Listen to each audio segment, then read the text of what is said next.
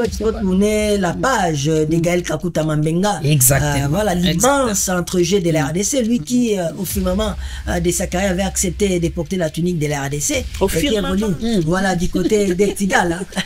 Qui est du côté d'Ectigal à Téhéran.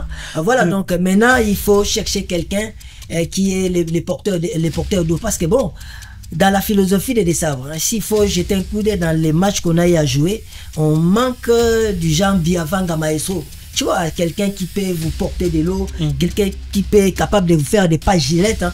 Il y en a pas. Je crois qu'il peut trouver sur Renaud Assadiki le remplaçant naturel et valable de Gaël Kakuta Mambenga. Les éliminatoires terminent déjà ici en 2024. Mais nous allons jouer la phase finale en décembre 2025. Oui. Nous aurons pratiquement une année. Oui. C'est pratiquement une année. Après les éliminatoires, voilà, dans les différents camps. Voilà. Oui. C'est le moment, c'est le moment de porter notre base sur la jeunesse. C'est comme ça, dans cette dynamique-là de Dessabre, moi je les vois difficiles. Hein. Dessabre de changer en tout cas sa fonctionnalité au niveau de Encore que c'est le système qui lui a permis de tenir. Voilà. On ne change pas l'équipe qui gagne, ça se dit vulgairement. Mais il s'est dit projeter toujours dans l'avenir avec les gars Momoko, qui a 19 ans, nous à Sadik 19 ans. Donc, la préoccupation des peut aussi être celle de beaucoup des gens qui suivent des processus nationales. Mais c'est moi ce qu'il faut savoir, c'est que le passage à relais doit se faire de manière progressive. Il y a des jeunes qu'il faut prendre à mettre, même dans les rassemblements, essayer de voir ce que ça donne, qui viennent côtoyer des jeunes qui évoluent à l'extérieur comme lui, qui viennent se frotter aux jeunes tels que Dylan Batubinsika, qui viennent se frotter aux autres. Ils jouent ensemble, ils travaillent sur quelque chose. Ça nous permettra à nous également de récupérer des éléments valeureux au niveau du championnat national. Non, mais je crois qu'on est répartis sur les toutes dernières bases du côté des Dessabres. L'homme n'a jamais changé, il est vraiment arabi. Bon, je crois qu'il y a des évidences. Il y a des variables au niveau de cette équipe nationale de la RDC parce que bon, c'est que les gens ne comprennent pas, Dessabre ne veut pas dérouler ou bien changer son effectif parce que bon, il faut terminer en beauté cette phase de groupe, c'est pas encore fini. Donc il faut terminer en première position, en pole position, pour que lors des tirages, que nous puissions bénéficier de certains avantages. On a vécu des événements. Dans le sport congolais, nous avons vu des choses. Et puis après, je sens, départ cette petite expérience, qui est un coup qui va se jouer au niveau de la FECOFA. Et je ne sais pas si nous allons peut-être vivre la deuxième fois de l'histoire, la transhumance sportive. C'est peut-être ce qui va arriver. Oui. Qui est Michi Enyeka? Son profil, avocat, un garçon que j'ai connu à Matete, un garçon sérieux, qui fait tout avec beaucoup de cœur. Il a été les protocoles de Amos Mbayo ministre. Parce que bon, je n'étais pas au-delà des rideaux, bien sûr, l'organisation de ces assises souveraines au niveau de l'instance fêtière du football en RDC. Je crois que bon, les élections du 23 juillet 2023, il y avait certaines irrégularités. Certes, la CAF et la FIFA ont décidé qu'on puisse en tout cas faire un chiffon rouge sur ces élections. Maintenant qu'on a une nouvelle deux commissions, je crois qu'il faut s'y mettre. Comme l'a dit Bob, il faut chercher maintenant des hommes forts en termes de pensée, en termes de réflexion. Les progressions sont très bonnes du fait que la RDC abrite cette compétition pour la toute première fois, vous l'avez évoqué.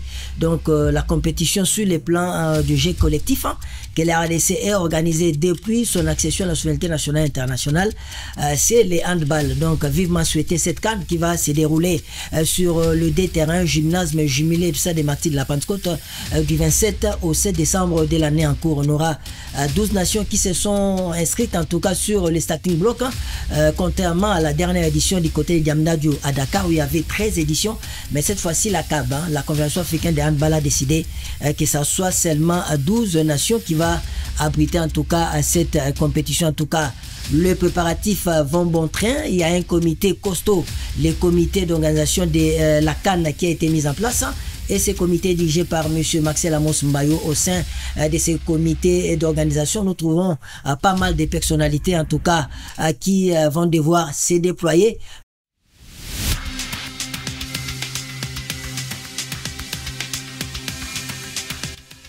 Il fait 27 degrés à Kinshasa. Nous sommes le mardi 5 novembre 2024. La semaine a été très mouvementée par l'actualité sportive. main sur Dream Télévision dans votre podcast DTF Dream Team Forever avec Hakim Kakimosiko. Nous avons sélectionné quelques-uns et nous allons parler beaucoup plus de la CAN Handball Dame qui va se dérouler ici à Kinshasa, à la gymnase jumelée du stade de Martyrs de la Pentecôte, déjà à partir de ce 27 novembre. Nous allons aussi parler de la liste de Sébastien Desabre pour la double confrontation Guinée, République démocratique du Congo et République démocratique du Congo face à l'Éthiopie. Et nous allons aussi parler de l'Assemblée générale de la Fédération congolaise de football association avec la présence de Véron Mosengo, secrétaire général de la CAF. Et pour boucler la boucle, nous allons parler aussi du basketball avec nos ambassadeurs show sport du côté masculin et CNSS et Makomen du côté dame. Alors au casting pour la toute première fois dans ce podcast d'ITF, nous avons le plaisir de recevoir pour vous Papi Katasi, qui est l'un des analystes sportifs de la République démocratique du Congo, à qui nous disons bonjour et bienvenue.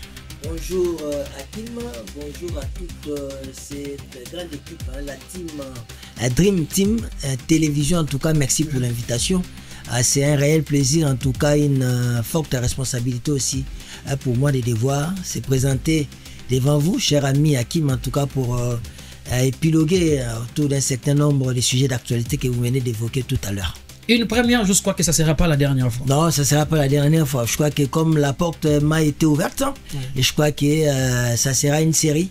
On sera là et surtout pour parler de la CAN Handball parce que bon, ça reste jusque-là la plus grande fête des sports que la RDC, via la ville de Kinshasa, va devoir organiser.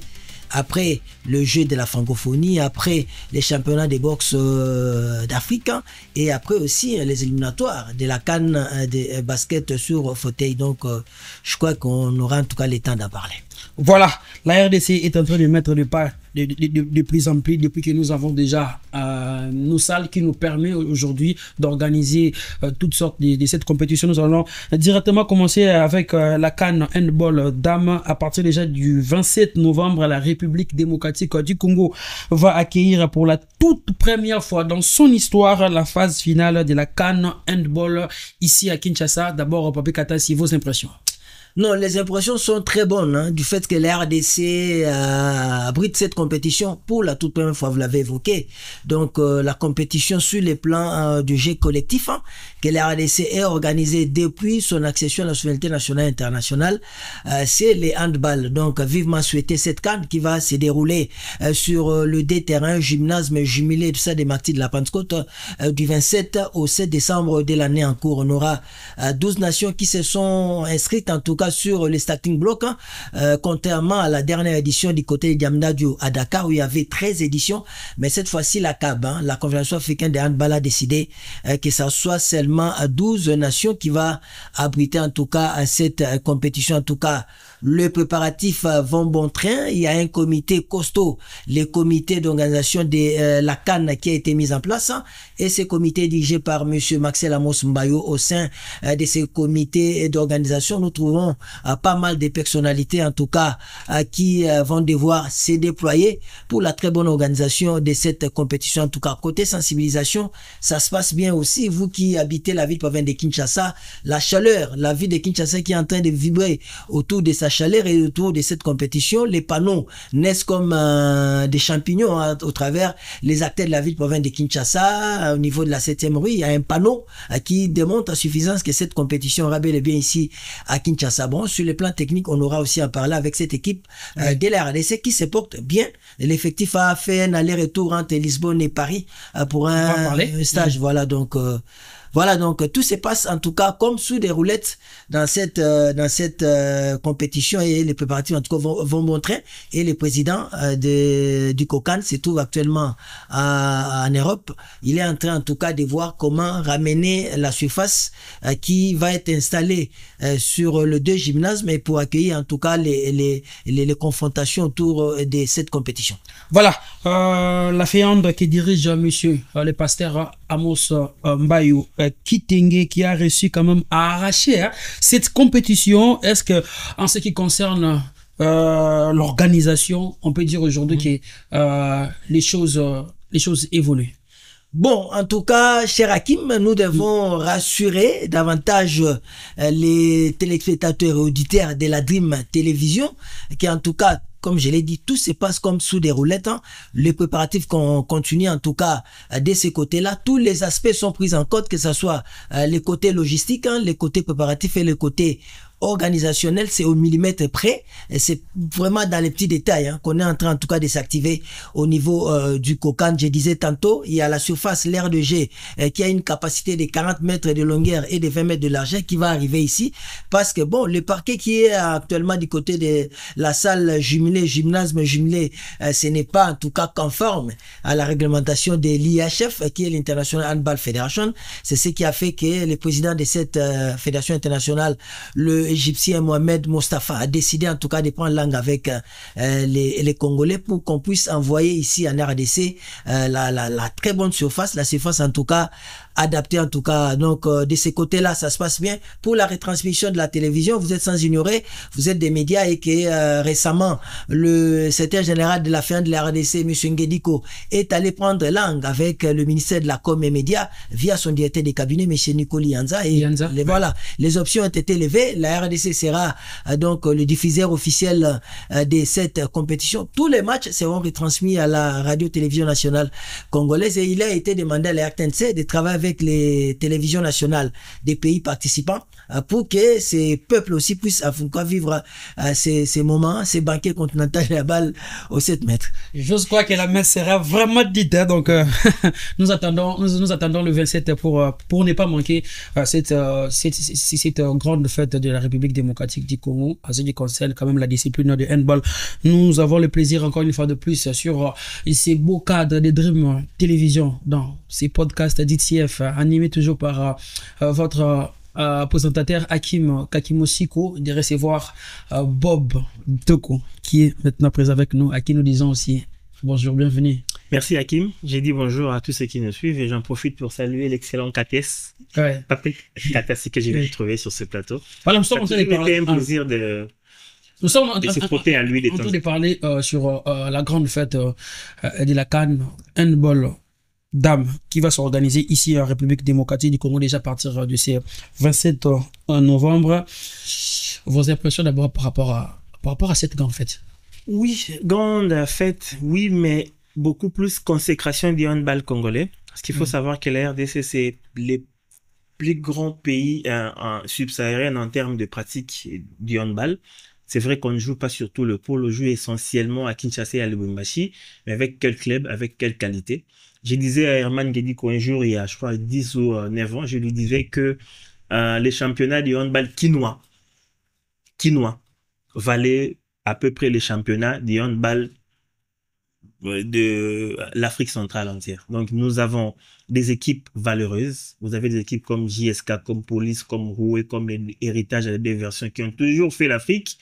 Et bon, c'est vrai que très souvent, au final, des différentes versions, c'est JSK, Héritage, JSK. On ne sait pas si ça va, même les qui a tenté un peu de bousculer Héritage, mais ça n'a pas... C'est très difficile. Vous imaginez la police, une structure aussi organisée et étatique, dont son club n'a jamais réussi à bousculer l'échiquier. C'est des clubs gérés par des sportifs nés, des gens qui ont la passion, tout à fait normal. C'est à peu près la même chose à Lubumbashi, Espoir Fukash, Mwangaza, des équipes qui sont parties des provinces pour faire l'Afrique. C'est très intéressant. Consécration du handball congolais. Pourquoi? Parce que sur les 10 dernières années, le handball congolais a été présent au niveau des compétitions interclubs africains. Si c'est pas Héritage qui est là, c'est JSK qui est là, ça peut être Roué, ça peut être Espoir dans toutes les deux versions, c'est important. Mais aussi parce que nous avons une sélection nationale stable.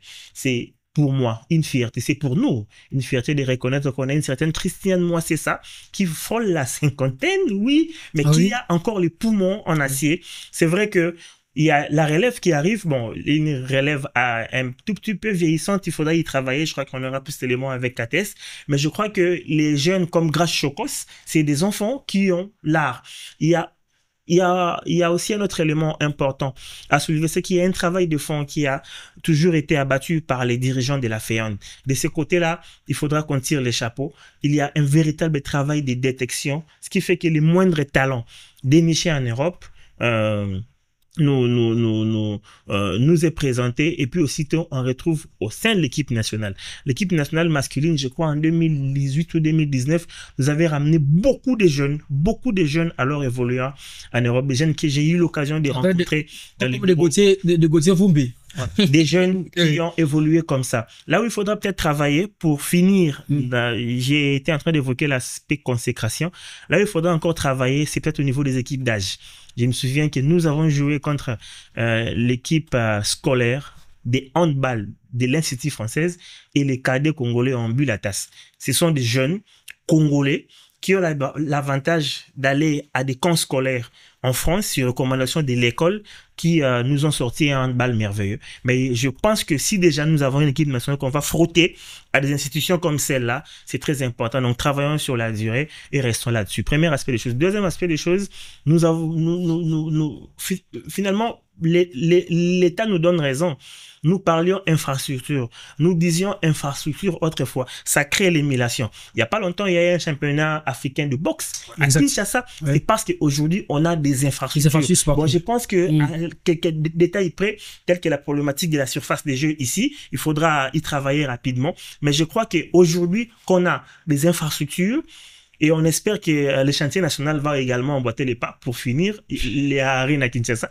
Comme aujourd'hui, on a des infrastructures, les choses commencent à venir. Les dirigeants sportifs, quand ils vont à des assemblées de leur fédération au niveau des instances internationales, ils sont à l'aise en demandant à organiser des compétitions, parce que derrière, il y a des infrastructures.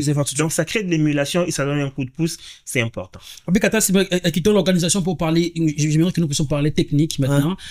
On parle déjà de la préparation de la République démocratique du Congo du côté du Portugal avec les sélectionneurs Clément Machi. Mais pourquoi d'abord le choix du Portugal? Bon, je crois que ça, c'est dans les pouvoirs discrétionnaires du staff dirigeant et staff technique. Ça pouvait s'organiser en Angola, ça pouvait s'organiser ici à Kinshasa. Mais justement, mais moi, je crois qu'il y a plusieurs raisons, notamment la proximité, parce que, bon, comme l'a dit Bob, la plupart des joueuses qui forment aujourd'hui la moule ou l'effectif de la RDC, bon, c'est un attelage des talents et des jeunes. La plupart de ces joueuses sont pratiquement des binationales. Vous prenez, par exemple, Odila Carlos, c'est une gardienne de but qui évolue du côté de Benfica au Portugal. Voilà, donc vous avez Alexandre Chounou, c'est aussi je crois, pivot. Elle évolue aussi du côté de Benfica. Donc voilà, c'était une raison, parce que bon, la plupart des joueuses aussi évoluent en France. Vous prenez Pina Logan Luambo, qui a été meilleure joueuse de la RDC lors de la dernière édition du côté de Dakar, lors de la CAN, qui évolue du côté de Paris 92 en France en première division. Il y a aussi Janela Blombou, on parlait tantôt de la vieillesse et de la jeunesse. Janela Blombou, c'est une jeune qui monte aussi très fort. Elle évolue du côté de Paris à 92, aux côtés bien sûr de Pina Logan. Elle a été élue MVP lors de la rencontre qu'on a eu face à la formation du Portugal. Rappelez-vous la première confrontation. Donc voilà, en tout cas, sur ces plans-là, ça ne pose pas en tout cas des problèmes. L'équipe se porte à merveille. Bon, au départ, c'était d'abord... Mais une sélection qui est beaucoup plus composée qu'avec les joueurs binationaux. Bon, moi je pense que... Oui, bon, c'est aussi discutable. Moi, je crois que Bob aussi aura un mot à placer. Mais moi, je crois que c'est discutable. Bon, à un certain moment, c'est la politique d'extraversion du côté du comité fédéral de la FEANDA. Bon, on a jugé bon parce qu'au fait, c'est comme une culture au niveau africain. Parce que bon, vous pouvez prendre aujourd'hui l'équipe des Lions du Cameroun.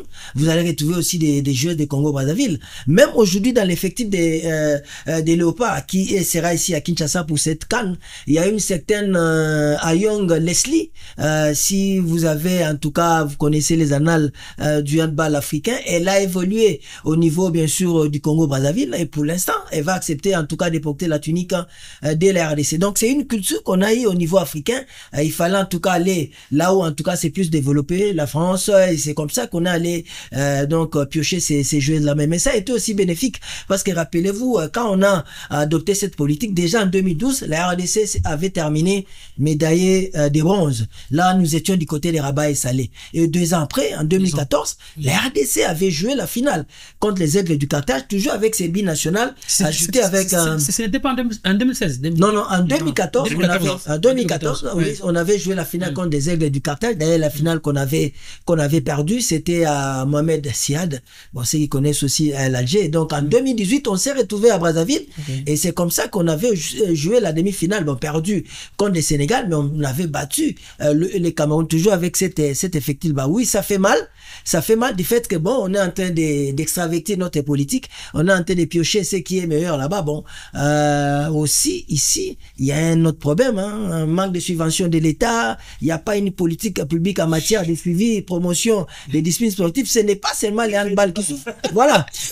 C'est toujours comme ça, voilà. Aujourd'hui, on peut même faire un débat où se trouve les taekwondo, à quel niveau, où se trouve les basketball, c'est à quel niveau. Bon, on a parlé des choses sport et autres, Makomeno. Voilà, ce sont quand même des exceptions. Mais on sent qu'ici, c'est vraiment du cré. On manque encore des politiques publiques en matière de promotion des sports, Hakim. Déjà, la saison dernière, il n'y avait pas eu les championnats nationaux, la Coupe du Congo ne s'est pas organisée parce qu'il y avait le problème des infrastructures. Cette saison, on nous confirme qu'il y aura bel et bien la Coupe du Congo avant le début de la CAN. Est-ce que cette compétition peut servir pour essayer un peu de dénicher 2 ou 3 athlètes qui pourront rejoindre la tanière? On reviendra sur l'organisation, mais revenons sur les basiques. Les B.A.B.A. d'une sélection nationale. Par définition, elle est la sélection des meilleurs. Oui. La première conditionnalité pour être dans l'équipe nationale, il faut être meilleur à son poste. Si vous ne l'êtes pas, vous vous retrouvez pas. On va pas faire on va pas en vouloir à une politique extravertie justement parce que l'extraversion, lui, elle nous apporte le fou. Le tout premier aspect des choses. Deuxième aspect des choses, la même définition de l'équipe nationale. On est meilleur sur des facettes en termes d'expérience et en termes de performance. Moi, c'est ça. À la fois l'expérience, elle peut ne pas être aussi performante que la moitié ça d'antan. Elle est au mais du moment pratiquement de elle a, oui, au moment où elle a un sacré background, on ne sait pas se passer d'une dame comme moi, c'est ça, au profit d'une fille qui joue au même poste sur le plan local. Parce que cette extraversion, il faut l'encadrer. Il y a des nouvelles qui arrivent, des nouvelles têtes. Il faut qu'il y ait des gens qui soient là pour imposer les rythmes, les termes référentiels. La RDC, c'est telle philosophie. Sans philosophie, on n'est rien. Sans philosophie, on peut avoir la plus belle équipe, mais on ne sait pas aller loin. S'il y a une chose que nous ignorons, s'il y a quelque chose sur lequel nous ne faisons pas attention ici au pays, c'est que dans tous les pays, même en football, revenons sur le football parce que là, tout le monde va se comprendre. En football, par exemple, chaque sélection nationale a une philosophie. Ouais. En France, on vous dira c'est la discipline. Hein? Ouais. Nicolas Anelka a payé la facture face à Raymond Domenech en Allemagne. 2006, le mondial, je ne sais pas si vous oubliez. Ouais. La sélection a préféré le coach aux joueurs. En Espagne, vous ne prenez pas la Rora si vous êtes à la tête soit du Real, soit du Barça au regard des clivages politiques qui existent pour ne pas influencer sur les jeux. Lopetegui signait avec le Real et s'ouvrait la porte dans l'autre sens par rapport à l'équipe nationale. Oui. C'était en plein mondial aussi, oui. 2006 toujours. En Italie, à une certaine époque, on ne vous confie pas l'équipe nationale si vous avez moins de 67 ans. Parce que chez les Italiens, l'expérience va avec l'âge. En République démocratique du Congo, nous n'avons pas le droit d'avoir une philosophie. Par exemple, nous disons que sur les handball, au regard du potentiel qu'il y a au niveau des binationaux, on fait avec. On fait avec en attendant qu'on travaille sur le plan local, revenant à l'organisation. Maintenant, quelle politique de détection au niveau national, au niveau local? Si on s'est raté une Coupe du Congo, comment voulez-vous qu'on passe? Parce que une Coupe du Congo en handball, c'est un forum. Les équipes viennent de partout parce qu'on ne sait pas faire la détection déplacée. On peut au moins faire venir les équipes. On sait trouver qui placer où, qui peut être bon pour quel poste, organiser des stages aussi pour pouvoir les rôder et les mettre à niveau. Si on ne sait pas faire tout ça, à la veille d'une CAN, moi je ne prendrai pas les risques à la place d'Amos Mbayo ou d'Herman Dediko de prendre la moitié de l'effectif local et à faire monter sur sur l'ère des jeux. Le gouvernement sort son argent et le gouvernement en voudra pour son argent. Je crois que la seule façon de répondre, d'accord, à toute la problématique financière que nous connaissons en sport, c'est ramener les résultats. Et les résultats, il faut les chercher même sous la culotte du diable. Donc, en extravertissant sa politique de détection, par exemple, et des recrutements et des sélections. Aussi. Pour compléter ce qu'a dit Bob, bon, je crois que même s'il y a une politique d'extraversion en matière de capter les billes nationales au niveau du handball féminin, mais bon, les derniers exemples, c'était lors de la dernière participation de la RDC en 2022, lors de la dernière édition de la CAN. Bon, il n'y avait pas seulement des billes nationales. Moi, je crois que l'équipe a été aussi, ou bien l'équipe a été épaulée aussi par certaines joueuses qui évoluent aussi au niveau du cru. Donc, il y avait des joueuses d'héritage, il y avait aussi d'autres clubs. Donc, voilà, c'est comme ça. Donc, cela n'empêche que les locales aussi puissent faire partie de l'équipe nationale de la République du Congo, parce qu'au fait, l'équipe nationale, l'identité, c'est la nation. Voilà, donc, c'est voilà, comme Papa Katas l'avait dit ici en 2014, déjà en Tunisie, déjà l'équipe de la République démocratique du Congo avait terminé deuxième. Ouais. Battu par les aigles du cartel de la Tunisie. Par la Tunisie et ensuite en 2018. 2018 à Brazzaville, troisième. Maintenant, c'est 2024 ici en République démocratique du Congo, devant notre public. Nous osons croire que les léopards pourront soulever les trophées. Bon, je crois qu'on est dans les top 6. D'abord, au niveau de la CAB, la Confédération africaine de handball. Je crois qu'on a un effectif qui est riche en talent et en jeunesse. Le talent, on l'a dit avec Christian Mois, c'est ça. Bon, elle frôle la quarantaine. Je crois qu'elle a encore... la cinquantaine, non? Non, la quarantaine, elle est née en 85, au mois de mars en 85 à Lumbashi, donc 39 ans, 40 ans déjà. Je crois que ce qui est important, c'est qu'elle puisse avoir de la fraîcheur physique. Ce qui est important, parce que bon, elle a... Nicolas Karabachi, c'est plus que ça. Hein? Voilà, là, je crois que l'âge n'est pas... Voilà, Christian Moissé, ça, il a la technicité. C'est depuis août 2014 qu'il est en Angola, après avoir passé du côté de Toulouse Saint-Cyr et de Toulouse en France, où il a glané quelques trophées en individuel et en collectif. Donc, on a cette capacité. Mais il faut bien aborder cette compétition qui commence déjà le 25 novembre. Ça sera contre le coin de l'Ouganda. C'est une confrontation bis repetita de Jeux africains. On avait fait match nul contre cette formation. Et après, ça sera les Lions indotables, les quarts de finale perdus lors de la dernière édition sénégalaise, et puis on aura les aigles du Carthage de la finale de 2014, et on va jouer les signes nationaux de la Guinée pour terminer le mardi 3 décembre 2024 à 18h local. Ça sera contre l'Ogre, l'Angola, 15 titres africains, 9 médailles Jeux africains, 17 participations à la Coupe du Monde. Voilà, autant de médailles avec sa pléiade des stars, notamment Gilles Massima ou Paolo, qui a été élue la meilleure joueuse lors de la dernière compétition, et sans oublier aussi la capitaine, l'emblématique capitaine de cette formation, Alexandre Dakouska Soma, l'ancien des Primero d'Agosto, qui évolue du côté des Rapides de Bucarest en Roumanie. Donc, moi je crois que l'Angola, c'est ce que nous craignons, mais comme on sera chez nous, le chef de l'État sera là, la Première ministre sera là, le public sera là aussi. On espère en tout cas avoir les fighting spirit du côté de la RDC pour arracher cette compétition, parce qu'on l'avait, cette compétition. Quand vous avez parlé du chef de l'État, j'ai profité pour poser la question à Bob Toko. Est-ce que le gouvernement congolais a déjà disponibilisé les moyens pour cette grande fête? Est-ce qu'il y a déjà les moyens? Je crois... Il est mieux placé pour répondre à la question. Voilà, donc c'est d'abord une compétition qui est adoubée, qui a été acceptée par le gouvernement.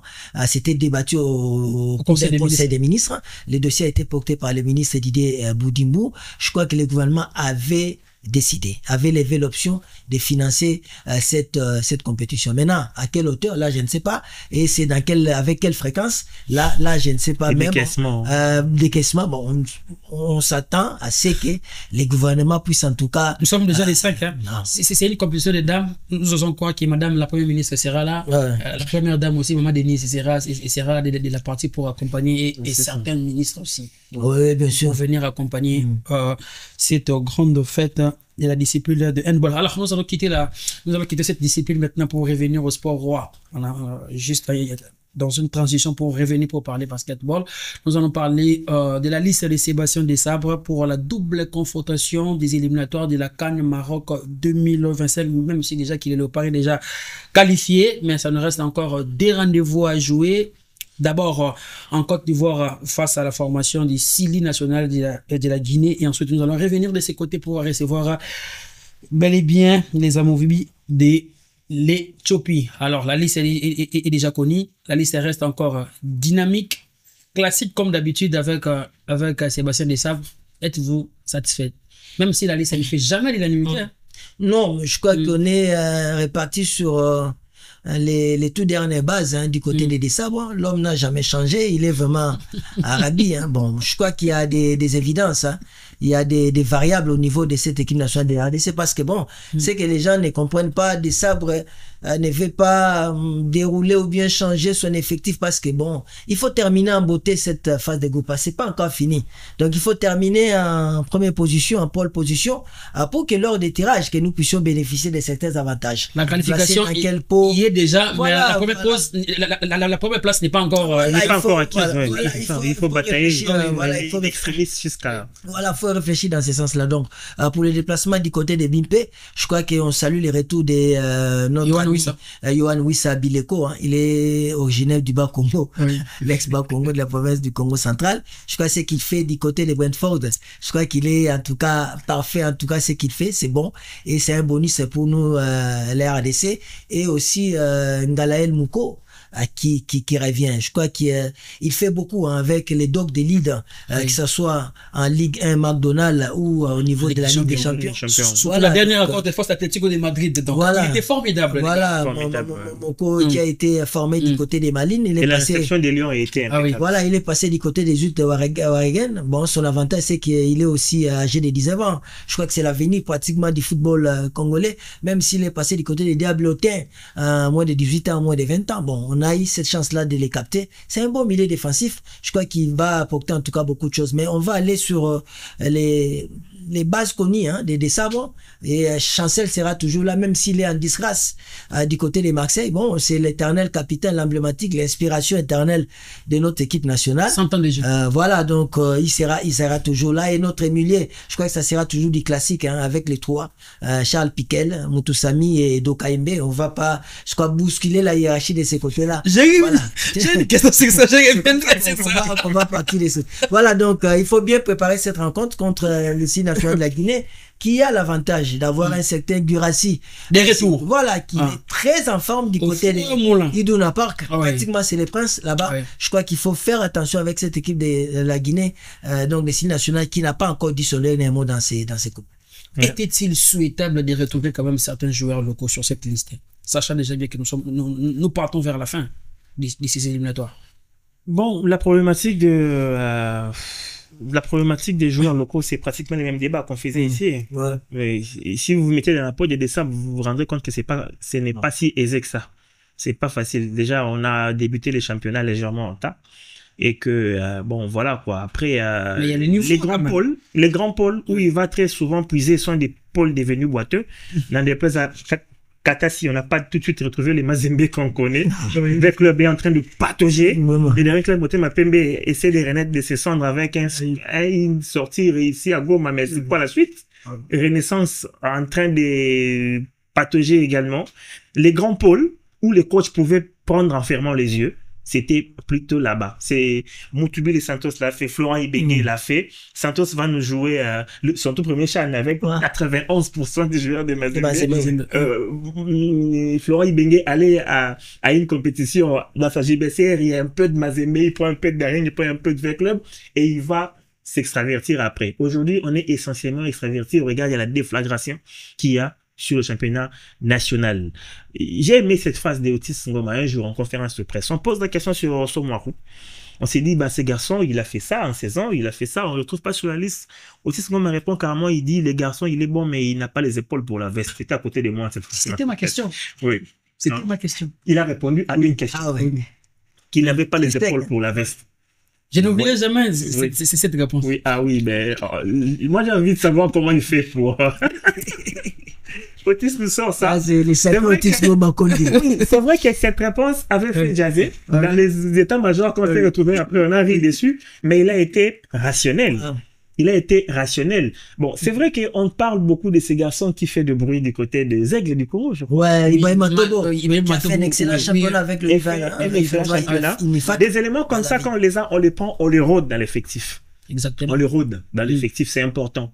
Pour qu'ils puissent prendre, bon, c'est vrai, qu'on ne fasse pas ce qu'on a fait sur Atem Ben Arfa, on les prend tout jeunes, on les met dans un monde où il y avait des caïmans tels que il y avait encore qui à l'équipe de France à cette époque-là, il y avait les Ribéry, il y avait les Anelka, c'était très compliqué pour les jeunes, et il s'est complètement déboussolé jusqu'un club et Atem Ben Arfa aujourd'hui, c'est les panthéons de l'équipe de France. Donc je pense que il y a des jeunes qu'il faut prendre à mettre même dans les rassemblements, essayer de voir ce que ça donne, qu'ils viennent côtoyer des jeunes qui évoluent à l'extérieur comme lui, qu'ils viennent se frotter aux jeunes tels que Dylan Batubinsika, qu'ils viennent se frotter aux autres. Ils jouent ensemble, ils travaillent sur quelque chose. Ça nous permettra à nous également de récupérer des éléments valeureux au niveau du championnat national. Vous vous souviendrez qu'il n'y a pas longtemps, nous avons... Bon, c'est même pas qu'il n'y a pas longtemps. Actuellement, il n'y a aucun gardien évoluant dans les championnats nationaux aujourd'hui. Aucun. Oui. Aucun. Parce qu'il y a eu un flottement. Après le départ de Kidiaba, après Matampi, après, quel gardien encore? Il y avait Kidiaba, il y avait Matampi, il y avait... C'est fini, hein? Oui, il y avait aussi ces garçons de club, Lomoto. Ouais. Il y avait Lomoto de temps en temps. Après, il y a rupture. Parce que derrière, avec les prestations dans les c'était un peu compliqué, mais après maintenant puis c'est le déclin. Oui, c'est le déclin. C'est le déclin total. On n'a plus de gardiens à ces niveaux-là. C'est un problème. Et qu'il faudra que l'équipe nationale aussi, à travers le forum qu'il constitue, nous aide à intégrer des éléments pour trouver les repères et essayer de travailler. Dans un rassemblement, le coach, ça ne lui coûtera rien de se dire, bon, en dehors de mes 3 gardiens, je prends le gardien des Anges Verts, je prends le gardien des Aigles. Je les amène avec moi. Ils vont voir comment ça se fait. Ils vont voir comment ça se travaille. Ils vont anticiper les meilleurs attaquants qui puissent exister au niveau de l'équipe nationale. Jouer face à Wissa pour un gardien, c'est énorme. Jouer face à un attaquant comme... bon, j'essaie tenté de citer Fiston Mathieu. Mais voilà, on va faire autrement. Jouer face à des talents comme ça, c'est énorme. Ça forme et ça nous permet en retour de garder les éléments valeureux au niveau des clubs. Ça hisse les championnats et c'est vice-versa. Donc, les clubs auront travaillé pour la sélection et la sélection aura contribué à l'évolution du club. Mais également, parlons de cette liste-là. Qu'est-ce qu'il y a à faire? Je crois que pour un coach qui est parti sur 4 sorties réussies, dans la position où il est, il n'y a pas beaucoup de changements qu'il faut attendre. Il ne prend pas ces risques-là. Les U20 aussi. Il ne prend pas ces risques-là. Nous avons parlé de ça ici lorsqu'on parlait handball, les équipes d'âge, les intégrations de nos joueurs dans l'équipe A. Comment est-ce que ça doit se passer? Il faudrait atteindre certains âges, certains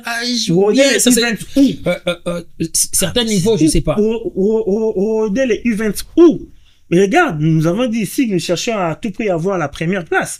En football, c'est cette politique de reposer les éléments parce qu'on est dans une situation confortable. Attention, ça vous tourne comme ça arrive souvent à Ancelotti. Les éliminatoires les éliminatoires terminent déjà ici en 2024. Mais nous allons jouer la phase finale en décembre 2025. Oui. Nous aurons pratiquement une année. Oui. C'est pratiquement une année. Après les éliminatoires, dans les différents camps. Voilà. Oui. C'est le moment, c'est le moment de porter notre base sur la jeunesse. Non, mais moi, je crois que c'est les travaux qu'il a en train de faire parce que bon, il a les épaules larges, hein, Sébastien Desabre, l'ancien Côte d'Ivoire. Je crois qu'il a assez d'épaules larges pour avoir un maximum de fonctionnalités. Je crois que c'est qu'il est en train de faire. On l'a vu.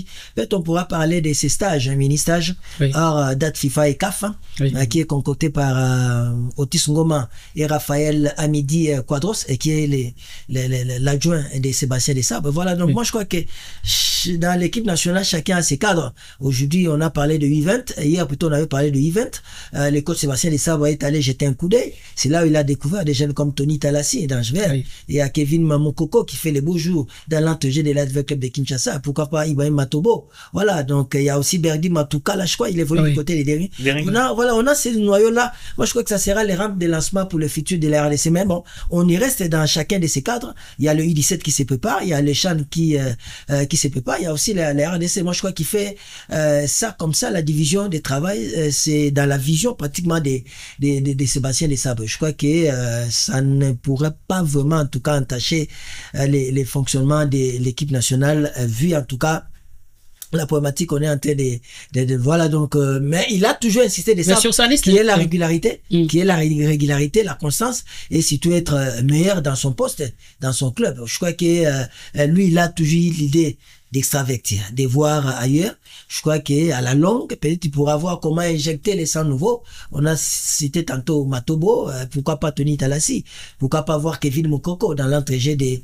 Mais bon, on a une dynamique là qui reste un peu assise du côté des RDC, donc on a du mal, surtout à des sabres assez délaissés, quoi. Sur son effectif, il y a quand même aussi les events. Vous avez parlé des Ngalael Moko. Et il y a aussi les Noah Sadiki qui sont là. Est-ce que c'est le moment d'essayer avec cette génération dans les 2 matchs restants? Bon, moi je crois que on l'a toujours dit, Bob, il va partager. Donc il va partager la même idée que moi. Comme Sentinelle. Je crois il faut tourner. Moi je crois qu'il faut tourner la page de Gaël Kakuta Mambenga. Exactement. Voilà l'immense entrejeu de la RDC, lui qui au firmament de sa carrière avait accepté de porter la tunique de la RDC. Voilà du côté d'Ectigal, qui est du côté d'Ectigal à Téhéran. Voilà donc maintenant il faut chercher quelqu'un qui est les porteurs d'eau, parce que bon, dans la philosophie des Sabres, s'il faut jeter un coup d'œil dans les matchs qu'on a eu à jouer, on manque du genre Biavanga Maestro. Tu vois, quelqu'un qui peut vous porter de l'eau, quelqu'un qui peut être capable de vous faire des pas gilettes, il y en a pas. Je crois qu'il peut trouver sur Noah Sadiki le remplaçant naturel et valable de Gaël Kakuta Mambenga, voir aussi Gaël Mouko. Même Gaël Mouko, lui qui est formé à Malines, il est passé par Zout au Regen en Belgique. Il est vraiment milieu défensif, c'est du genre Charles Piquel et Moutoussami. Mais je crois qu'on doit jeter plus de dévolus sur Noah Sadiki, qui est l'ancien d'Anderlecht. Il a été formé par Vincent Compagnie. Voilà, pour l'instant, il est du côté des Unions Saint-Gilloise en Belgique. Au-delà de Noah Sadiki, on peut aussi avoir une autre pièce qui est rare. C'est William Balukisha. Voilà, pourquoi on lui donne pas cette occasion. Donc, on a ces 2 pièces-là. Apparemment, il a un petit souci avec Sébastien, je comprends pas. Je comprends pas souvent. Qu'est-ce qui se passe pour Balukisha? Je ne vois pas Sébastien dans ces registres-là. Je ne le vois pas, il est tellement sympathique. Et c'est quoi le souci avec Balukisha?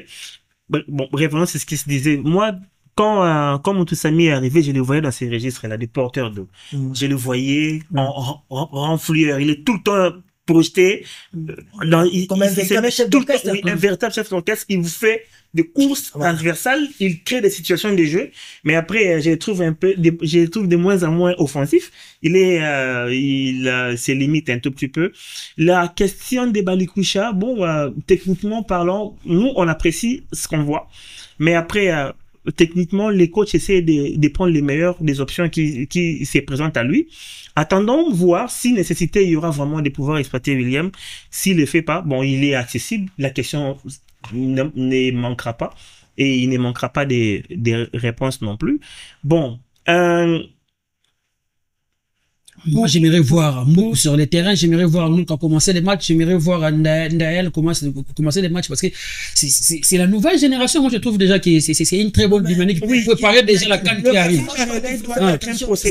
Parce qu'on est sur une dynamique où on a l'entrejeu qui est pratiquement connu du Sénégal qu'on a joué, que ce soit les épervers du Togo, que ce soit la double confrontation contre les Taïfa Stars ici au Stade des Martyrs et du côté de Benjamin Nkapa Stadium de Dar es Salaam. La dynamique là des 3 milliers, je crois qu'on continue avec ça. C'est 2 Kaïm Bemena, l'absence de Gaël Kakuta qui s'est greffé pour être porteur d'eau. Même si lui aussi dans sa fonctionnalité il est un peu limité, on connaît Do Kaïmbe du côté de Chikunku, même il est défensif. Voilà, c'est un ratisseur, comme on dit. C'est quelqu'un qui avale des kilomètres. Voilà, il fait un travail de fourmi. Mais c'est pas vraiment un véritable porteur d'eau, un véritable playmaker qui est capable de faire des pas gilettes et puis de trouver les attaquants. Voilà, donc on y est comme ça dans cette dynamique-là des Sabres. Moi, je les vois difficiles, des Sabres, de changer en tout cas sa fonctionnalité au niveau de encore que c'est le système qui lui a permis de tenir. On ne change pas l'équipe qui gagne. Mais il se projette toujours, il s'est dit projeter toujours dans l'avenir avec les gars Moumouko, qui a 19 ans, nous, à Sadik 19 ans. Donc, la préoccupation peut aussi être celle de beaucoup, des gens qui suivent des précis de l'équipe nationale. Mais c'est moi, ce qu'il faut savoir, c'est que le passage à relais doit se faire de manière progressive. On va éjecter un à un les éléments. Ça dit qu'il y a eu son temps. Il y en aura d'autres qui auront leur temps. On ne peut pas...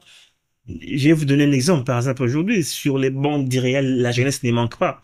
Mais il y a des situations où il s'est dit, je dois faire avec l'expérience parce que c'est dont j'ai besoin pour me mettre à l'abri de certaines choses. Donc, les jeunes sont là, qu'ils travaillent, qu'ils regardent, jusqu'à ce qu'ils auront la veste assez pour, l'épaule assez pour prendre la veste. Non, mais s'il faut ajouter peut-être le travail de Nathalie Mboukou, je crois, à Dar es Salaam. Oui, à Dar es Salaam. Voilà, un remplacement poste pour poste, donc, coaching payant pour la RDC. C'est qu'il a apporté. Donc, il a apporté de la fraîcheur, il a apporté de la technicité et de la verticalité. C'est ça qu'on aime dans les footballs. Surtout de la profondeur. Et ça nuit du mal à la défense, bien sûr, des Taïfa Stars. Et on a y a marqué. Voilà, comme l'a dit Bob. Donc, c'est crescendo, progressivement, comme ça.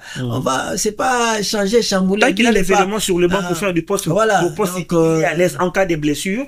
Il sait toujours je crois que sa préférence tactique, on va y aller comme ça avec ces footballs. Déjà, on a vu Cédric Bakam au buteur, mais pas sélectionné. Ça déjà. Il doit encore attendre. Il dit qu'il doit encore travailler. Voilà. Mais il est passé par un gros relâchement, Cédric. Il a senti qu'il est, à un certain moment, il avait sa place acquise au sein de la sélection. Et puis, Mais aujourd'hui, il y a un Simo Banja, il y a SND, il y a Samuel SND. Ça veut dire que les postes se méritent aujourd'hui. Il faut batailler pour l'avoir. Il y a un certain aussi, Fiston Maël, du côté des pyramides, qui ne cesse d'impressionner. Mais qui ne marque plus. Fiston Maël, il est à fond, là. Très à fond. 2025, c'est dans 2025,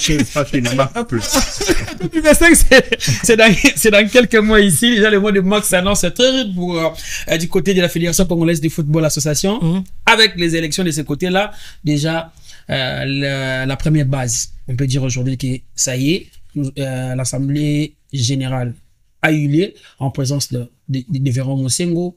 Des commissions ont été mises en place. On peut dire déjà que nous sommes dans les bons, non, mais c'est dans un climat apaisé qu'a eu lieu l'Assemblée Générale, contrairement à celle du 23 juillet 2023, du côté des Caritas, où il y avait beaucoup de troubles avec c'était chaud. Les Imaniens, tout ça. On commençait par les Imaniens, les histoires là, des relégations, des qualifications, tout ça là. Tout s'est bien passé parce que bon, en fait, l'objectif c'était d'abord d'adopter les rapports d'activité 2023, ce qui a été fait par la cinquantaine de sociétés qui étaient invitées pour cette assemblée générale souveraine, bien sûr, dès la FECOFA. Ensuite, il y a eu l'élection des commissions, des deux commissions électorales et des recours. On a élu sur base de la transparence les animateurs. Maintenant, on attend que les chronogrammes soient discuter entre les connors et les acteurs fondamentaux du football pour que les connors puissent mettre à la disposition de cette commission ces chronogrammes. Mais bon, l'objectif, tout le monde se converge pour que nous puissions mettre fin à la normalisation et qu'on arrive à la fatidique date du 25 mai 2025 pour mettre en place un comité définitif et que nous puissions bénéficier de tous ces avantages FIFA Forward et autres que la CAF et la FIFA met à la disposition, en tout cas, pour la promotion de notre sport. Bob Toko, Michi Eneka, à la tête déjà de la commission électorale, on peut dire que cette fois-ci, nous sommes partis dans des très bonnes bases. Oui, il est avec un score stalinien de 56 voix contre 59, je crois. Bon, ce qui retient un tout petit peu l'attention, j'ai pas envie de faire polémique, c'est que le président de l'autre commission a été élu pour 26 voix contre 50 quelques. C'est unanimité. Et 29 voix contre 56. On a parlé des deux bulletins nuls. Mais pour les cas du président de la commission électorale, je répète, les scores étaient staliniens. Écrasants. Un score digne de l'époque de l'URSS. À l'époque soviétique. Oui. Ça ressemble à des élections. Oui. Ça ressemble à des élections organisées par les talibans en plein Afghanistan, où les candidats des frères musulmans doivent l'emporter avec les plus grands scores. Bon, on a constaté. Une chose est vraie, c'est que Papi Katassi à mes côtés, j'ai quand même, en fait, j'ai peux le dire fièrement, avoir eu l'occasion d'être encadré par des grands comme lui. Nous avons vécu des événements dans le sport congolais, nous avons vu des choses. Ah. Et puis après, je sens, départ cette petite expérience, qui est un coup qui va se jouer au niveau de la FECOFA. Et je ne sais pas si nous allons peut-être vivre la deuxième fois de l'histoire, la transhumance sportive. C'est peut-être ce qui va arriver. Ouais. Qui est Michi Enyeka? Son profil, avocat, un garçon que j'ai connu à Matete, un garçon sérieux, qui fait tout avec beaucoup de cœur. Il a été les protocoles de Amos Mbayo ministre. Il est pratiquement dans son entourage. Il est l'un des conseillers juridiques, je crois, de son église. Et j'espère que ces votes n'a pas été commandité. Parce que la crainte, c'est que tout le travail qu'aura fait le Nord n'aura pas servi à une véritable normalisation. Le principe était de revenir aux bonnes bases pour éditer une nouvelle gestion, une gestion transparente et orthodoxe. Que voulons-nous au niveau de la FECOFA? Ce que nous voudrons, c'est que le football soit géré cette fois-ci par des gens qui connaissent le foot. Je ne dis pas que Constant Omari ne connaissait pas le football. Omari était un sportif né, il avait le sport dans le sang. Il a fait son temps, il a fait ce qu'il pouvait.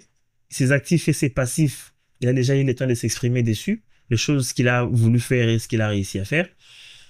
Après, ce que nous voudrons, c'est nous projeter vers une nouvelle gestion. Une nouvelle gestion du football d'aujourd'hui, et ça c'est sur 3 bases. Développement, gestion orthodoxe, mais également une gestion orientée vers le marketing. Le football congolais n'est pas encore devenu une marchandise. C'est encore un produit. On ne le vend pas encore. Vous imaginerez que 2 fois championne d'Afrique depuis 1974, la première fois que les léopards du Grand Congo ont enfilé un sponsor prestigieux en termes d'équipementier, c'est celui que nous avons aujourd'hui. Pourquoi on est passé sur de grands? On est passé à côté parce que peut-être il n'y avait pas une bonne politique marketing qui avait été mise en place. Donc ce que nous voudrons, c'est des hommes nouveaux qui peuvent travailler avec les grands noms, parce qu'il y a des noms qu'on ne saura jamais effacer dans les annales du football congolais. On ne saura pas effacer les noms des Belges Citoata là. Quelqu'un qui a bu l'administration sportive. On ne saura pas effacer les noms de je suis en train de chercher de Frédéric Kitengi Kumba. On ne saura pas le faire. On ne saura pas effacer les noms des gens qui ont l'essence managériale dans le sport, tels que Moïse Katumbi. On ne saura pas les effacer. Mais ce que nous voudrons, c'est qu'un nouveau sang arrive avec ces atouts que nous venons de préciter ici, que nous avons précités ici, que les gens viennent effectivement pour travailler pour le développement, pour l'inclusion et pour la valorisation du football congolais. Ne soyez pas étonnés aujourd'hui qu'au niveau de la Ligue nationale qui organise pour la Fédération des championnats nationaux, il y a un sponsor qui a mis sur la table de 800 000 et ça fait trembler tout le monde. On ne franchira jamais cette étape tant que nous ne saurons pas vendre le football que nous faisons. La bataille aujourd'hui se trouve au niveau du betting. C'est là-bas qu'il y a tout l'argent du football. Il faut aller chercher cet argent-là. Si le ministre est passé à autre chose, il faut que les gens qui viendront à la FECOFA utilisent tous les leviers possibles. Je vais vous dire pourquoi j'essaierai peut-être, bon, j'y regretterai Omar à un moment. Constant Omar, il savait jouer avec les pesanteurs politiques. Il savait le faire. La politique, c'est partout. Il faut des gens qui sachent tenir tête, d'accord, à ceux qui sont censés organiser les choses sur le plan national pour que le football trouve sa part. Tenir tête.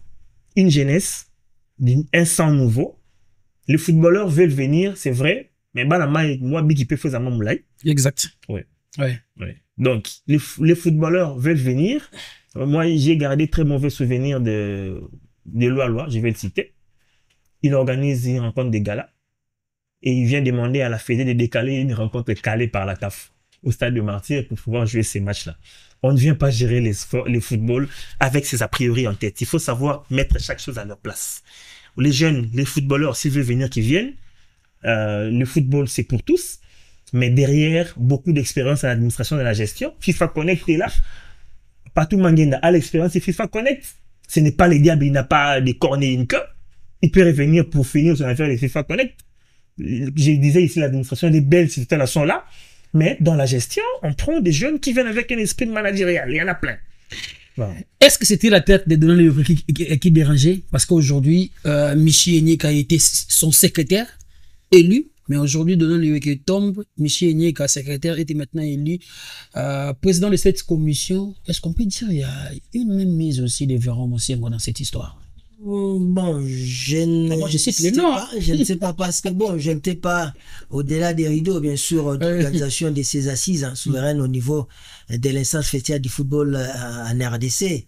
Je crois que bon, les élections du 23 juillet 2023, il y avait certaines irrégularités, certes. La CAF et la FIFA ont décidé qu'on puisse en tout cas faire un chiffon rouge sur ces élections. Maintenant qu'on a une nouvelle deux commissions, je crois qu'il faut s'y mettre. Comme l'a dit Bob, il faut chercher maintenant des hommes forts en termes de pensée, en termes de réflexion. Parce que bon, les footballs aujourd'hui... Est-ce que ces animateurs-là sont prêts pour les élections maintenant en 2025? Bon, moi je crois que comme les cadres c'est défini déjà, on a déjà les cadres qui s'est définis, et bientôt là on aura le calendrier, programme ou le chronogramme de ces élections, et ensuite la commission ou les deux commissions vont se mettre en branle bien sûr pour convoquer bien sûr l'électorat au niveau des bases. Je crois que il y a un statut, il y a un code électoral. Je crois que tout le monde est obligé de s'y conformer, et surtout qu'il n'y a pas une politique d'exclusion. Que ce soit les anciens, soi-disant les anciens pro-mari, que ce soit les proches du comité actuel de normalisation. En tout cas, le jeu reste ouvert pour permettre à tout le monde, en tout cas, de postuler. On aimerait, en tout cas, assister à ces élections. Et d'ailleurs, Véran Mosengo, le Congolais patron de l'administration de la Confédération africaine de football, l'a dit au micro de la presse, c'est que cette fois-ci, il espère, en tout cas, qu'on va atterrir en douceur et qu'on aura des bonnes élections et qu'on aura un comité définitif pour mettre fin à la normalisation. Donc tout le monde converge autour de ça, et que on est un peu fatigué de la normalisation, parce que bon, au-delà de ce que la normalisation a fait, il y a aussi les méfaits aujourd'hui, surtout en termes de financement. Vous avez des financements qui sont bloqués au niveau de la CAF et de la FIFA. On vous dit quoi? Parce que bon, vous n'avez pas un comité définitif, vous avez un comité provisoire, donc il faut changer les fusils d'épaule, comme on dit. Voilà. Je crois que c'est vraiment important, et que tout le monde puisse converger au niveau de ces élections. Mais bon, moi je crois qu'on est bien parti pour ces processus-là, mais surtout, il faudra que tout le monde puisse avoir cette bonne volonté pour aller vraiment de l'avant. Voilà, merci beaucoup. On va quitter définitivement les sports rois, le football, pour chuter rapidement avec la balle au panier. On va parler basket rapidement avec Basket Africa League Elite 16, donc avec la participation de nos ambassadeurs. On commence rapidement avec Show Sport qui a réussi son entrée déjà dans cette compétition avec un carton plein, récemment champion du championnat du Congo. Cette formation de l'INSS des Princonies, aujourd'hui même déjà le 5 novembre, la formation congolaise va débuter la seconde phase en Côte d'Ivoire, donc la phase finale de cette compétition. Déjà la phase préliminaire, cette formation, elle a réussi à faire carton plein, donc 4 matchs, 4 victoires. On peut dire que c'est la renaissance pour du basket congolais. Non, je crois que c'est une bonne chose. Longtemps à Berne.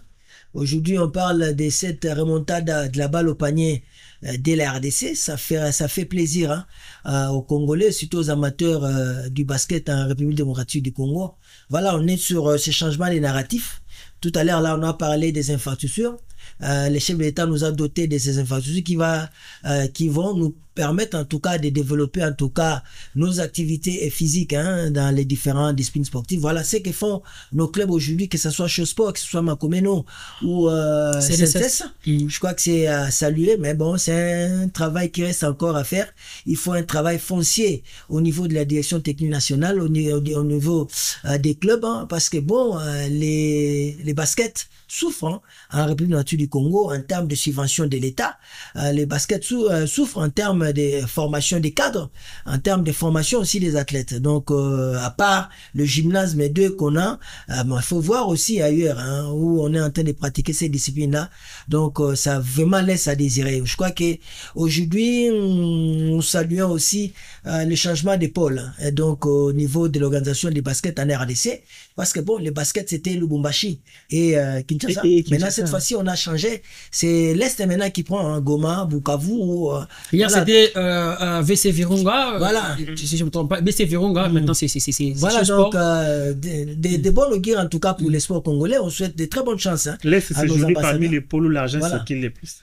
Voilà, des bonnes chances. Oui, mais les sports, comment se développent là où il y a du cash. Ah, voilà. Donc, c'est vraiment important. Donc, vivement souhaiter la capacité cognitive ou la capacité managériale au niveau aussi de la fédération, parce qu'il s'est passé, l'eau a coulé beaucoup de ponts hein, au sein de cette fédération. Moi, je crois qu'il est temps aujourd'hui que chacun puisse jouer son rôle, parce que bon, c'est la calmie. Maintenant, c'est les calmes olympiques au niveau de cette fédération. Il faut que chacun puisse jouer son calme, son jeu, et que au-delà de l'État qui est le sponsor numéro 1, que vous puissiez aussi capter d'autres partenaires et d'autres sponsors pour la promotion de cette discipline en RDC.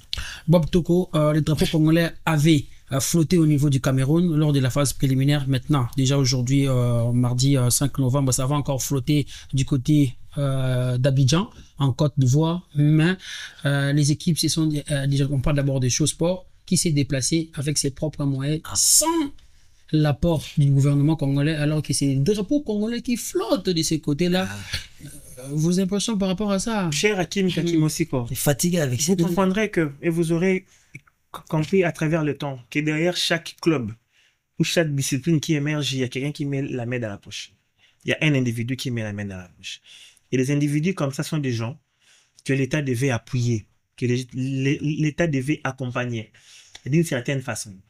Ce qui est bizarre, c'est que par moment, vous apprenez même que, bon, voilà, l'argent, quand ils sont en compétition africaine, là, il est suscité. Essayons de décolorer les choses. Essayons arrêtons de faire les choses sur la tête des clients. Arrêtons de politiser aussi les choses. Hein. C'est une parenthèse que je referme très rapidement. Si quelqu'un met sa main dans la poche pour financer un club, j'ai eu la chance d'être directeur de communication d'une équipe qui ne jouait pas la nationale, qui jouait l'entente provinciale de football de Kinshasa. Je regarde les dépenses, je me demande comment on fait pour... Attends, vous risquez de ne plus manger chez vous à la maison. Ouais. Parce qu'un joueur arrive le matin, vous dit, président, qui n'a oublié dans la tendon d'Achille. Et ça vous arrive chaque matin. Je ne sais pas qui est derrière cette équipe. On va dire bravo pour les performances et surtout quand ça ramène les résultats. Aux États généraux de Mboula Lodge, nous avons signé un pacte. Ce pacte voudrait que l'État prenne ses responsabilités et que laisser le temps au club de pouvoir basculer vers la professionnalisation. La socialisation. C'est vrai que c'est encore compliqué. Si l'État lui-même peine à faire venir les investisseurs et pour les ASBL, est-ce que ça va faire? Mais que l'État prenne la responsabilité, prenne certaines disciplines à bras le corps, telles que le basketball, les handball. Je le dis sans peur d'être un contredit. Vous voyez les handball congolais, s'il n'y avait pas les Amos Mbaye, avec toute la passion qu'il a. Amos Mbaye dans les handball, pour moi, c'est Dieu sur terre. Avec toute la passion qu'il a pour cette discipline. Il a la chance de l'avoir pratiqué lui-même. Et il le connaît très bien que pour tout ce qui est handball, il y met en fermant les yeux. Si les handball n'avaient pas Amos Mbaye, les handball allaient disparaître. Comme Vecleb aurait disparu si Anis n'était pas arrivé. Comme Mazembe aurait pu disparaître sans Katumbi. Comme le volleyball allait disparaître sans Jean-Luc Gilles à une certaine époque. Comme les basketball congolais allaient disparaître sans les Fofo Kondi et tout ça, les gens qui viennent y mettre de leur cœur et de leur poche. Donc, il faut que l'État prenne les choses en main. N'attendons pas les résultats. À l'époque où il y a Matata Ponyo, je crois, ministre des Finances, il y a le feu Louis-Alphonse Kouya-Diallo, qui est Premier ministre. Il coupe les vivres à un certain nombre de fédérations. C'est Matata qui prend la décision de couper les vivres à... Il ne laissait que 4 fédérations. 4 fédérations. Il y avait les handball, le football. Il y avait le football, naturellement, les vélos pour le tour cycliste et les taekwondo. Alors, d'ailleurs, je vais vous raconter, j'en profite parce qu'il est là aujourd'hui. Feu Francis Bimola, président de la fédération de judo, va plaider auprès du Premier ministre pour qu'on trouve des solutions à son dossier et tout. Il doit aller en Afrique, il y a les judokas et tout. On l'accompagne, il y avait moi, il y avait Papi Katassi, et il y avait Rigo Moulopo. On arrive à la primature, nous sommes à la salle d'attente. Ce n'est pas encore la primature de Matata, la primature de sa ancienne configuration. Il y a une salle d'attente, on est là. Lui, il est reçu par le Premier ministre. Il va dans les bureaux du Premier ministre. Le Premier ministre donne toutes ses assurances. Il prend même le téléphone, il appelle Matata. Il donne sur Matata. Nous, on entend. Kouya Diallo dans tous ses états. Bon, c'était pas la proximité parce que dis-moi là, c'est un fils de terreur aussi, un garçon de son coin, qui est venu pleurer avec une larme de son corps pour qu'on trouve une solution. Kouya Diallo prend son téléphone, il donne sur Matata. Les murs de la primature ont vibré. Dis-moi la soirée, il nous dit c'est fini. C'est fini celui-là. C'est acquis. Il est mort, il n'a pas vu cet argent. Donc, ouais. Je raconte cette histoire parce que justement, j'ai un témoin qui ne dira pas le contraire. Donc, la limitation des fédérations en matière d'octroi de moyens, l'État ne donne pas l'argent aux fédérations. L'État donne l'argent à ses instruments au sein des fédérations qui sont les équipes nationales. Pour ceux qui vont en Afrique, les stages et tout ça. Que l'État maintenant essaie d'aller un peu plus loin en essayant de mettre sur pied un partenariat gagnant-gagnant. Gagnant-gagnant, l'État ne fait pas du commerce. Gagnant-gagnant, ça veut dire l'argent contre les résultats. Vous amenez les résultats, on vous donne l'argent. La question que je voulais soulever quand j'ai raconté un note avec Bimois, là, c'était les 4 fédérations qui ont été gardées à l'époque étaient gardées parce que ça ramenait les résultats. On les a gardées. Ou parce qu'ils faisaient les résultats, parce qu'ils bénéficiaient, ils étaient les seuls à bénéficier des subventions de l'État. Si c'est la seconde hypothèse, donc, avec les moyens de l'État, une fédération peut beaucoup. Les individus peuvent beaucoup. Encourager, mettons le moyen. Bravo pour les clubs qui sont en pleine compétition. Ok, on veut aussi pour la qualification déjà. Aujourd'hui, oui, la qualification sera acquise pour la fierté de notre basket. Les infrastructures sont là. Je crois que dans 2 ans, nous irons peut-être pour une canne de basketball aussi. On va mollo jusqu'à la fameuse canne U15 qu'on a raté avec Matata. C'était quoi la canne U15? U18? Non, U20. U20 ou bien U17? U17. Canne U17. La canne U17 qu'on a failli. U17. Que le FMI nous a interdit. Vous êtes un pays en récession, vous ne pouvez pas vous permettre de dépenser au centavre. Donc voilà quoi. Il y a ça. Que l'État prenne ses responsabilités. Il y a une chose que le ministre Boudim n'a pas fait. Et pourtant, j'ai essayé de lui rabattre les oreilles avec ça. Moi, j'aurais voulu qu'à son arrivée au pouvoir, aux affaires, j'aurais vraiment souhaité qu'il mette sur pied une commission mixte de suivi des résolutions des États généraux de Mboula Lodji, au lieu d'en organiser d'autres. Si on organise, ce sera les 4e. On va ressortir les mêmes résolutions. Et tant qu'on ne les appliquera pas, on ne bougera pas d'IOTA. Sans application, donc on continue de faire dépenser de l'argent, on fait sortir l'argent du gouvernement pour organiser les États généraux sans pour autant que nous puissions mettre ça en pratique. Et des millions. Les safaris Mboula Lodji, je crois que c'était suffisant. Voilà, nous sommes arrivés à la fin de ces podcasts. Moi, je dis un grand merci à Papi Katassi. Merci beaucoup. Je sais rappeler seulement pour la CAN, c'est la plus grande fête du sport Vous ne rappelez pas les trucs que Mazembe qui a accepté de céder ses joueurs pour la préparation de nos léopards à prime, sachant bien qu'elle sera en compétition déjà plutôt à la fin du mois de novembre. Bon, je crois que Mazembe est dans la logique, même si les stages n'entrent pas dans les dates FIFA et CAF. Bon, comme a décidé les instances supérieures, donc il faut s'y conformer. Je crois que Manema aussi n'a pas tort, parce que ce n'est pas une obligation. Si c'était la date FIFA, Manema allait céder. Voilà, donc on est dans dans ces... Mais il s'est concentré de ces matchs de championnat pour sa préparation. Non, bon, l'effectif aussi est étoffé hein, du côté des TP Mazembe, c'est large, donc c'est plus des 40 C'est là où je voulais essayer je crois qu'on doit roder tout le monde. Hein. Aujourd'hui, qui est de Mazembe, c'est José Zemanga, c'est Magloire Kalonji. Voilà, ce sont des joueurs qui sont pratiquement remplaçables dans leur poste respectif. Hein. Kalonji avec Rajabou peut jouer, Oscar Kabut, Cheikh Fofana peut aussi jouer, donc voilà, donc c'est pas vraiment... Nous faisons croire que les résultats vont accompagner cette facilité pour ça Mazembe, parce qu'au début déjà Bob Toka parlait de ça, c'est un peu catastrophique avec Mazembe. Non, le début a été toujours comme ça, mais cette ligne nationale de football, comme vous le savez, à la fin c'est Mazembe, a été conçu pour Mazembe, rien que pour Mazembe. Encore à la fin c'est ça. Ça sera toujours Mazembe. Ça s'est dit. Ça s'est dit. Non mais oui mais attends, Mazembe dans cette situation. Vous voyez le club en train de boire l'eau avec les... Ouais, quoi, c'est avec un projet pharaonique. Hein. Oui. Voilà. Merci beaucoup. Merci à Papi Katasi, merci à Papi Toko, merci à la grande équipe. Je pense que c'est pour moi. Vous, je vais qui gagne. Merci à Billy L6, merci à Ken et pourquoi pas aussi à Divin. Donc on se retrouve encore une fois de plus le mardi prochain. À très bientôt. C'est bon.